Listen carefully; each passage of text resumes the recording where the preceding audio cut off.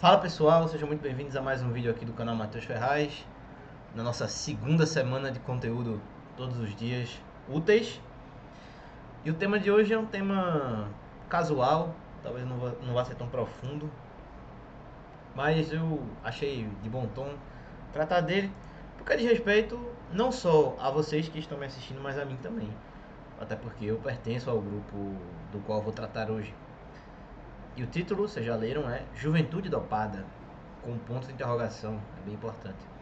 O que me motivou a fazer esse vídeo foi um tweet de uma jovem, cujo nome eu não vou divulgar por duas razões. A primeira é para evitar processo judicial, e a segunda é que, de fato, diante do que eu vou tratar aqui, a pessoa é menos importante do que as características, os hábitos e a forma de pensar. Essa menina, ela trabalha com conteúdo adulto e ela tweetou uma foto de uma cestinha de farmácia com vários remédios. E lá ela falava sobre o quão caro era ter uma saúde mental boa, porque ela precisava comprar vários remédios para ela tomar, e também, se eu não me engano, até de parentes que precisavam também tomar remédio. E muita gente retweetou com aquele recurso de quote, ou seja, de responder ao tweet, falando sobre o quanto a juventude hoje toma remédio e de que isso, na verdade, é mais um indício de falta de Deus, falta de religião, de família, de uma série de coisas, do que de problemas mentais de fato. E as pessoas se faziam essa pergunta: o quão afetada essa pessoa foi por questões familiares, por questões de ser mãe solteira, porque essa menina também é mãe solteira. Então, o quanto esses problemas não reverberaram na vida dela e fizeram com que ela se tornasse a pessoa que precisa tomar uma penca de remédios para se manter sã.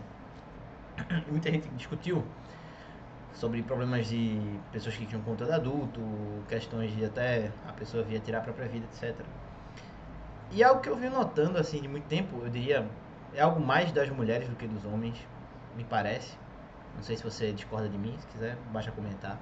Que as mulheres hoje vivem à base de remédio, a maioria, da minha idade pra cima, quem tem mais de 25 anos, vive tomando remédio.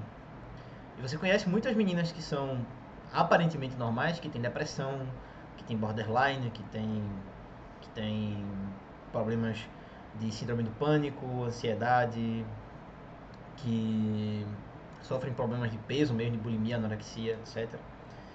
E essas pessoas, elas vivem por aí.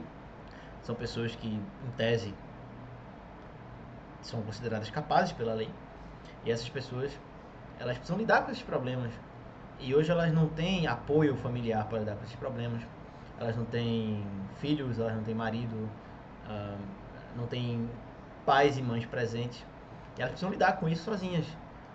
E muitas vezes hoje, que há um boom da psicologia, da psiquiatria, cada vez mais as pessoas recorrem a esses meios para se curar. Mas terminam não se curando. E que talvez eu vá soar para alguns pseudocientífico, mas é de se perguntar se essa indústria que existe hoje de terapia, de tomar remédio, terapia não vou nem entrar muito nesse mérito, porque na terapia você não toma remédio, você conversa com a pessoa.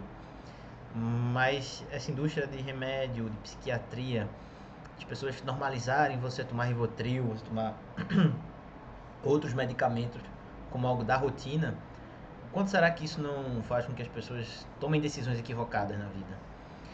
E quantas pessoas, elas às vezes tomam decisões sem pensar de maneira analítica, ou seja, tomam decisões muitas vezes movidos por prazeres imediatos, por satisfações de vícios e, de certa forma, também por uma ânsia de justificar esse vício que elas têm e de mostrar que esse vício é, de certa forma, socialmente aceitável. Isso é algo que se fala muito, e Michael Jones fala de racionalização do vício, e que essa juventude dopada, de certa forma, ela é uma massa que racionaliza vícios e que é útil a vários grupos políticos. Ironicamente, essa menina, ela é de esquerda, óbvio, não precisa nem falar. Ela, inclusive, tem uma vida acadêmica voltada a isso.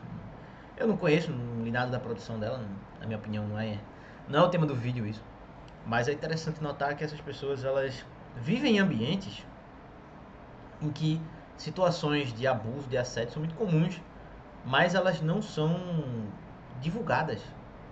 Aconteceu um caso recentemente também envolvendo um professor da USP que foi acusado de assediar alunos. O caso ainda está sendo investigado, não se sabe se o professor ele é ou não culpado disso, mas todo mundo que já passou pelo ambiente acadêmico sabe de histórias que correm, cuja veracidade ninguém apurou, mas assim, pelo número de relatos você tem a impressão de que algo aconteceu. Pode envolver um professor ou outro que aparece na mídia, ninguém sabe. O caso do Alisson Mascaro, que é o nome do professor, eu acabei falando. É um caso que ainda está sendo investigado, ele tem todo o direito a se defender. Eu acho que nós precisamos trazer essas discussões à tona, independentemente da resolução desse contexto específico. Nós precisamos alargar essa discussão e falar sobre todos os ambientes em que existem assimetrias de poder e que isso gera uma situação potencializadora de assédio. É preciso discutir esses temas. E essas pessoas que vivem dopadas, elas muitas vezes não percebem ou se sentem impotentes diante de situações de abuso, ou elas normalizam situações de abuso. Você vê que pessoas, em geral, que você não julgaria suscetíveis de cair nessas ciladas sentimentais, ciladas de dependência, elas são as que mais caem facilmente. Isso é curioso, a gente vê uma influenciadora que ela é feminista e tudo, e ela depois revelou que sofria de um relacionamento abusivo.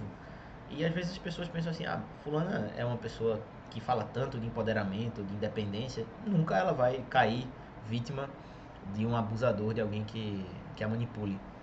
Quando é exatamente o contrário. Muitas vezes essas pessoas que militam ou que vivem em ambientes de ativismo, elas são as pessoas que mais são propícias a cair nisso, porque elas não têm um ambiente familiar que proporcione segurança. Então elas vão buscar segurança, claro, não é o caso de todos os militantes, mas muitos militantes vão buscar segurança nesses ambientes. E eles se tornam vítimas por quê? Porque a vantagem que eles oferecem vira moeda de troca para o apoio que o grupo dá. Isso acontece muito. O grupo, o líder do grupo negocia aquele apoio, a pessoa fornece o apoio e o cabeça usufrui do que aquela pessoa tem a oferecer. Isso acontece muito. E a juventude dopada, ela não é capaz de oferecer uma reação à tirania. E esse também é um ponto muito curioso, porque numa sociedade em que a juventude ela é refém de coisas que distraem, eu aqui nem me refiro tanto a drogas sintéticas, mas há tantas drogas que existem por aí, a tigrinhos, a apostas, a vida dos influenciadores, ao próprio futebol, porque não? Essas pessoas elas não têm capacidade de pensar uma reação a um ambiente que as oprime. Por quê? Porque elas não saem daquela dimensão de imediato e não são capazes de se enxergar enquanto participantes de algo maior. E isso traz muito prejuízo, não só elas mesmas, mas a própria sociedade em que elas estão. Nem sempre você pode dizer, como pregava um determinado influenciador do marketing digital, minha pátria é minha família, porque a sua família não vive independentemente da cidade. A cidade pode, e se você não tomar cuidado, ela vai partir para cima da sua família. Eu não digo em tom de ameaça, não, pelo contrário, não quero que isso aconteça. Mas fato é que você nunca sabe o que vai acontecer. E que um ambiente em que há pessoas que na visão dos oprimidos são muito privilegiadas, essas pessoas vão sofrer violência uma hora ou outra. E elas precisam estar preparadas para isso. Elas querem reagir de uma forma violenta? Elas têm condições de reagir ou, no caso, de sair daquele lugar? Bem, isso aí depende do seu planejamento enquanto pessoa e, óbvio, da vida que você vem levando. Mas essa juventude dopada, ela certamente traz problemas de ordem global. A gente vê isso em seleções de emprego, a gente vê isso em ambientes de liderança, a gente vê isso dentro de igrejas, a gente vê na própria dinâmica dos relacionamentos o quanto essa juventude dopada é uma juventude que perdeu o brio, que perdeu a capacidade de reagir, que perdeu a capacidade de participar e de ser protagonista da própria história. Infelizmente, não há muito o que vislumbrar de progresso. Nós temos, na verdade, é de aprender a como resistir em meios ruínas.